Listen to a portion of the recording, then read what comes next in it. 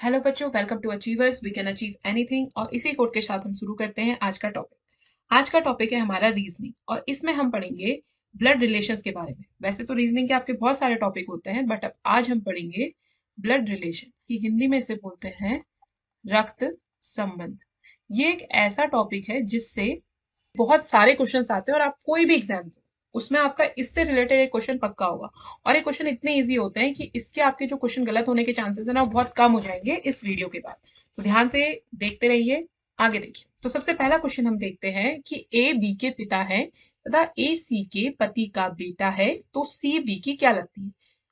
Option देख लो, दादी, माँ, चाची, नानी। तो इसमें क्या करना है, हमें क्वेश्चन के साथ ही अपनी पेन भी चलाते रहनी, जैसा वो कहता जाएगा वैसा हम करते जाएंगे। और एक चीज ध्यान रखना कि जो बड़ा रिश्ता है, जैसे दादा दादी वो सबसे ऊपर, उसके बाद उनके बेटे बेटे, फिर उसके बाद उनके बेटे, तो ऐसे सीरीज में करना। ठीक है। तो सबसे पहले ये कह रहा है कि ए बी का पिता है, यानी जो ए है वो बी का कौन है? पिता है। तो जेंडर लिख लेना। अगर आपको किसी का दिया है पिता, पिता, माता, भाई, बहन, कुछ भी दिया है तो उसमें लिख लेना आगे से, ताकि आपको पता चल जाए वो लड़का है या लड़की है। ठीक है। तो ए कौन है? बी का पिता। और ए सी के पति का बेटा है, यानी ए कौन है? सी का एक पति है जिसका ये ए बेटा है। अब सी का पति यानी कि ये कौन होगी? इसकी माता। ये हस्बैंड वाइफ हो गए दोनों, तो ये कौन होगी? इसकी ए की माता। अब ये पूछ रहे हैं कि सी का बी से क्या संबंध, तो क्या संबंध होगा सी का बी से? सी क्या होगी? बी की दादी। बहुत सिंपल सा क्वेश्चन। तो इसका ऑप्शन क्या हो जाएगा आपका? ए। तो ए में आप क्या करोगे? तो टिक कर दो। ठीक। तो पहला क्वेश्चन ये हो गया, बहुत सिंपल सा। दूसरा क्वेश्चन लिखते हैं, थोड़ा टिपिकल वाला, जो तस्वीरों वाला आता है। तो इसमें ये क्या कह रहा है, सेम हमें वही करना है। तो पहले क्वेश्चन पढ़ लेते हैं। एक तस्वीर की ओर इशारा करते हुए सीता ने कहा कि वह मेरे दादा के इकलौते बेटे का बेटा है। तस्वीर वाला व्यक्ति सीता से किस प्रकार संबंधित है? तो देखो, सबसे पहले ये तस्वीर हो गई। अब ये जो तस्वीर की ओर इशारा किया, किसने इशारा किया? सीता ने। और सीता ने क्या कहा?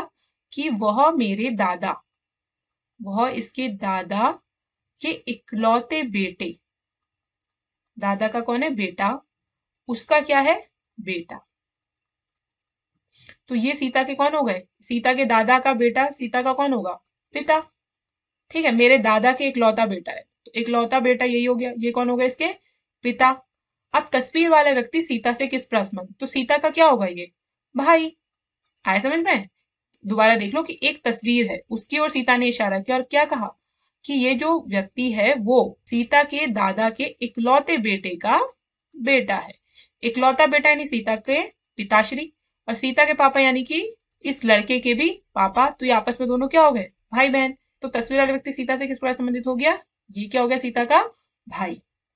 होप सो आपको समझ में आ रहा होगा। एक और क्वेश्चन ले लेते हैं। इसमें भी है आपका, ए बी की माँ है। ए कौन है? बी की माँ, लिख लो। और बी सी की बहन। ठीक है।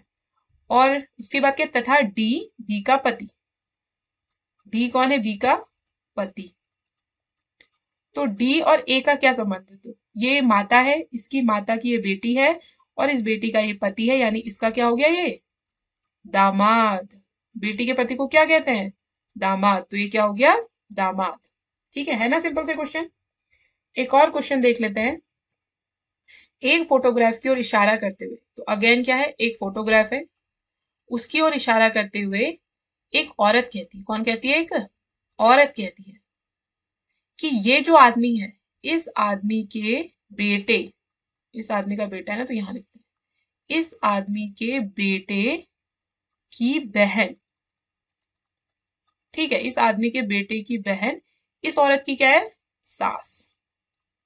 ये हो गई औरत, और ये हो गई इसकी सास। अब औरत का पति का ये इस फोटोग्राफ वाले व्यक्ति से क्या संबंध है? ठीक है। तो ये औरत है, औरत कहती है कि ये जो तस्वीर दिख रही है ना तुम्हें, ये तस्वीर किसकी है? इसका जो बेटा है, उसकी जो बहन है, वो मेरी क्या है? सास। तो यानी ये सास हो गई, तो ये सास का क्या है? बेटा। ये दोनों आपस में भाई बहन। तो ये इसका, अगर ये तस्वीर वाला व्यक्ति इसका बाप है, तो इसका भी क्या होगा? ये इसके भी पिताजी होंगे, इसके भी पापा होंगे। तो ये क्या होगा इनके पिता, और बेटी का बेटा क्या होगा इसका, इसका पोता, यानी कि पौत्र। तो पौत्र भी या पोता बात एक ही है।